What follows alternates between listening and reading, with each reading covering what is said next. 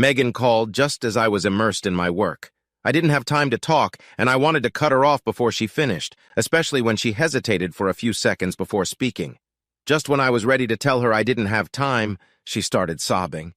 Everything else was momentarily forgotten in the face of my daughter's obvious pain. "Megan, what's wrong, honey? Tell me." I felt helpless, listening to the anguish in her sobs. Did someone die? I wondered. Or was she dumped by a boyfriend? What if she was pregnant? Endless possibilities for pain spun through my brain like clothes in a dryer. "Oh, Daddy," Megan whimpered. "We need to talk to you. Is she pregnant?" "Okay, I'm gonna come home right now." I started. "No," my daughter insisted. "We need to meet away from Mom. This was a turnoff. My wife was usually the one my kids socialized with." "Okay," I repeated. "Tell me where and when." We agreed to meet at the lake in the park after work. "We love you, Daddy," she said, sadly hanging up. The rest of the day, I was useless at work. I kept thinking about Megan. "We love you, Daddy." Her voice sounded so sad. Why did her words hurt me so much? And was the we, her and her sibling, her and a lover? I couldn't concentrate on work at all. Joanna and I met when I was on shore leave in San Diego in 2005. Joanna was working as a topless waitress while she was in college. I was a horny sailor who was lucky enough to hook up with a woman who was a goddess too good for the seedy bar where she got groped.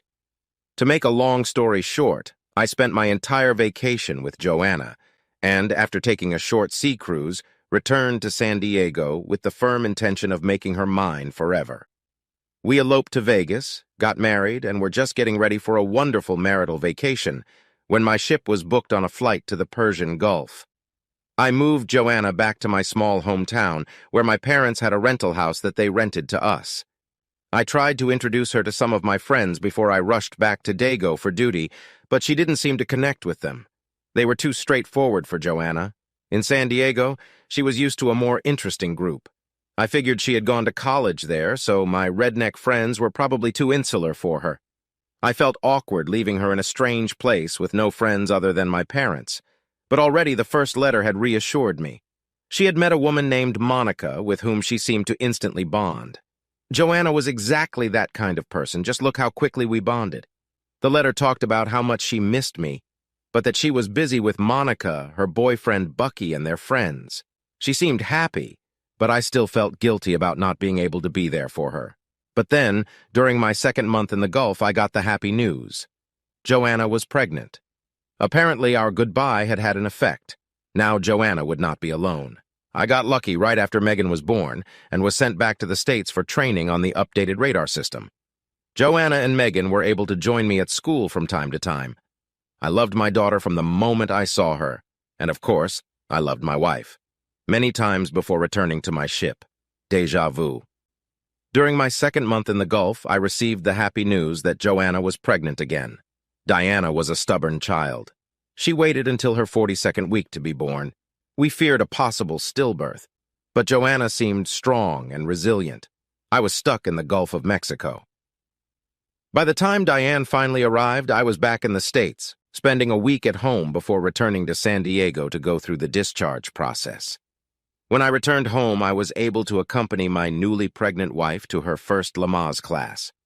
Ian burst into our lives, showing up at 38 weeks.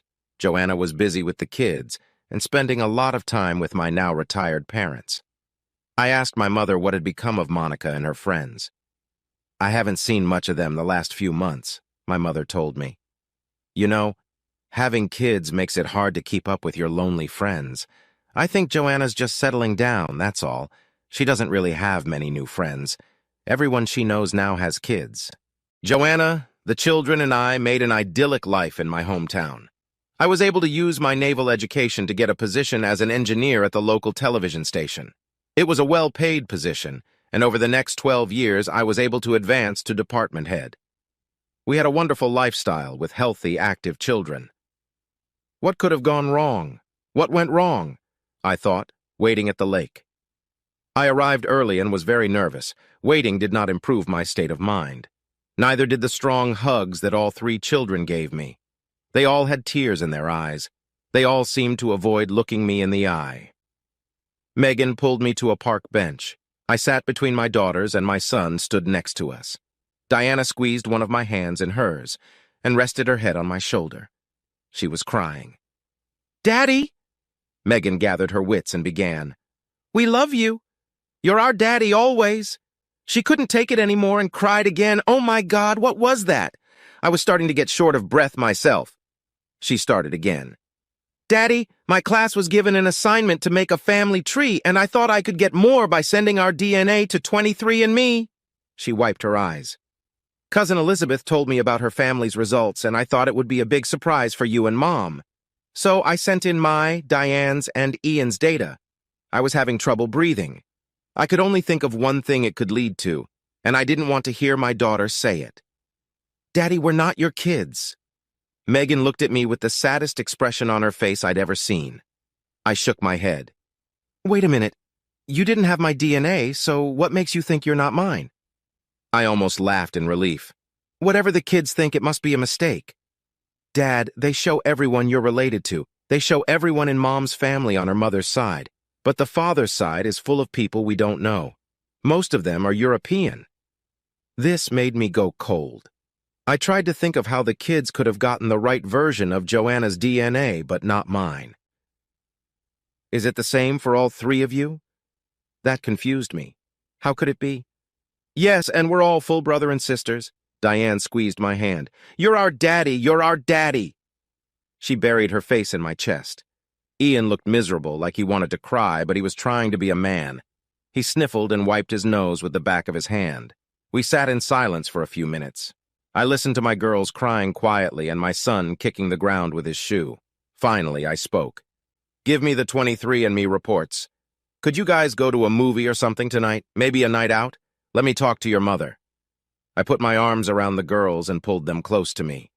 Ian shook my hand, trying to be manly despite the tears. They agreed to spend the night at a friend's house. Megan handed me the reports and they turned to leave when I stopped them. All three of them as one turned and looked at me. "I'm your father, no matter what. No matter what those reports say. There's no one else." I forced a smile out of myself. "You are my children, and I couldn't have wished for better." I kissed them again and hugged them tightly. Left alone, I looked over the reports. There could be no mistake. They were clearly Joanna's children, not mine. I didn't know a single person on my father's side of the family. All my relatives were missing, including my sister and her family. I drove home to find out the truth. Joanna was making dinner but turned around when I walked in, opened her arms to hug and kiss me as usual. She stopped, spreading her arms wide when she saw my face. What was wrong? I had never spoken to her so coldly. "Who is their father, Joanna?" Her face went pale, and her eyes widened in panic. "What? What are you talking about?" "Megan did a 23andMe on all three of them, Joanna." I stepped toward her and growled, "Who is their father?" Joanna staggered to a chair and sat down. "Ian should be yours," she muttered, staring at the floor and shaking her head. "Bullshit. Ian is the right man for both girls. A sibling. Who have you been fucking, bitch? Are you still fucking him?" I was losing control. I was clenching my fists, holding my hands to my sides to keep from hitting her. "It's not possible, Jim. It's impossible." Joanna shook her head. She started to get up, but I grabbed her and threw her back into the chair. She flinched and looked at me with fear in her eyes. "Are you going to sit down right now and tell me what happened, or am I going to have to beat it out of you?" Her fear intensified along with my threat. I was in so much pain and so angry I probably would have beaten her. For a moment she stared at me intently, then dropped her head on her hands, defeated. She started so quietly that I almost didn't hear her speak. "It was so long ago. I suddenly found myself in this backwater town all alone. I loved you, but you were gone. Your friends were so boring. But then I met Monica, and she took me to the local diners. She had drugs, just like the club in San Diego." She sniffed her nose and looked at me. "I was 19 years old. I was used to partying. I loved you, but you left me here." "Monica and Bucky were fun. We partied and got high and drunk. You weren't even 2 weeks old when I woke up in bed with Bucky. He had other friends there, too. I don't know who the father was, but it was probably one of them." She looked at me with desperation. "I prayed that you were the father. I really did. You could have been one. We had sex a lot before you left. She lowered her eyes to the floor, admitting defeat. Shit! I was stunned. You hadn't been faithful to me for even 2 weeks? And you've fucked so many guys that you don't know who could be the baby's father? I stood up and pounded the table with both fists. Are you fucking kidding me? You fucking whore! Joanna slumped into the back of her chair. I wasn't going to sleep with them. We were having fun, and then I woke up. They used me. Oh, yes. You really fought back. Apparently, you fought back so well that you fought back at least 2 more times over the next 3 years. I wanted to pound on the table until I broke my arms. I wanted to grab a chair and hit the refrigerator with it. I wanted to hurt Joanna. I wanted to hurt myself. I didn't. My wife got up and went to the sink for a glass of water, probably to get away from me. No, I resisted. But Monica had the tape. She threatened to show your parents if I didn't keep hanging out with her. She said threesomes are more fun with 2 girls. Gangbangs? How many guys have you fucked? I didn't want to know. Why did I ask? Bucky had 1 or 2 parties every week, each time with 5 or 6 guys. Sometimes there were more, and Monica would join us, but usually it was just me. I tried to control it. I used spermicide and Plan B, but when you were home, I must have screwed up. She looked at me again. But I hoped they were yours. I convinced myself that they were. Joanna walked back to the table and sat down. For a moment she stared at me, absorbed in her thoughts. I should have resisted more. I should have hated it. She shook her head dazedly. But you know I love sex. You were all I needed. That's why I married you. I didn't need anyone else. She looked at me sadly. But you weren't here. And maybe Monica blackmailing me was the excuse I needed, so I figured if I had to have sex, I might as well enjoy it. She saw the look on my face. I know you're hurting, but I want to be honest. Yes, I was drugged, raped, and blackmailed. But then I got over it. She started sobbing again. You weren't here. You weren't here, and I needed to be. I'd go to clubs with Monica, and she'd encourage me to go to the parking lot with her friends. We'd fuck in the backseat of Monica's car, or Bucky's van, or a guy's car if Monica was in hers. Then there were the gangbangs. They usually happened on Saturdays. Whenever you came home, I refused to go to the meetings that Monica and Bucky had. I didn't go to the club with Monica. You were all I needed. She looked at me with fear and tears in her eyes. I made sure you never even met Monica and Bucky. You didn't even notice. You were always either with the girls or in bed with me. Speaking of girls, where were Megan and Diane while you were having fun? I was making fun of that slut who was the mother of my kids. Your mom liked to watch them. She knew I was lonely here. I never lived in a small town like you. I'm used to the parties and excitement in San Diego. I was used to sailors groping me and lusting after me. She lowered her head and sobbed. Damn it. I was used to being had. I was shocked. Now my wife was looking at me like it was my fault. I wanted to hit her back. So are you still prostituting yourself with Monica, or do you have a new pimp? Joanna grinned crookedly. Good choice of words. I used to think at parties that I was fucking for fun. Then one night, just before you came back from the Gulf for good, Monica got sick, and I went to the club alone, since I'd already given the kids to your mom. She shook her head and wrinkled her nose. I wasn't forced to go to the club, but by then I was clubbing and having sex on my own. Anyway, one of the gangbang regulars was there, and I went with him to his car. After he was done, I was getting dressed when he handed me some cash. I asked what it was for, and he said that since neither Monica nor Bucky was there, he thought he should give it to me. They're usually the ones who take the money. It was then that I realized I wasn't just the whore I thought I was. I was a prostitute. Tears streamed down my face again. I thought I had low self-esteem, but that night I discovered I was even lower than I thought. She stared into my eyes for a few moments before continuing. That's when I told Monica and Bucky to go to hell. I threatened to go to the police, even if it meant getting arrested for prostitution. You were supposed to be home within the month. I just wanted to spend my life with you. Her face contorted. I only wanted you. A month? That doesn't explain Ian. I can't explain it with Ian. Bucky insisted on having more sex, but I used spermicide and made him wear a condom. I was sure Ian was yours. I sat for a few minutes. We looked at each other in silence. I thought about the years we'd spent together, wondering if it was just us, or if there were others in bed with us, so to speak. Then I thought, 2 weeks? 2 weeks alone and she was already fucking Bucky? That's when I realized I would never trust her.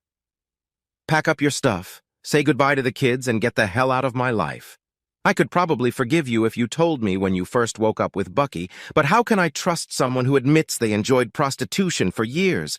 Even when it wasn't necessary, you couldn't wait to spread your legs.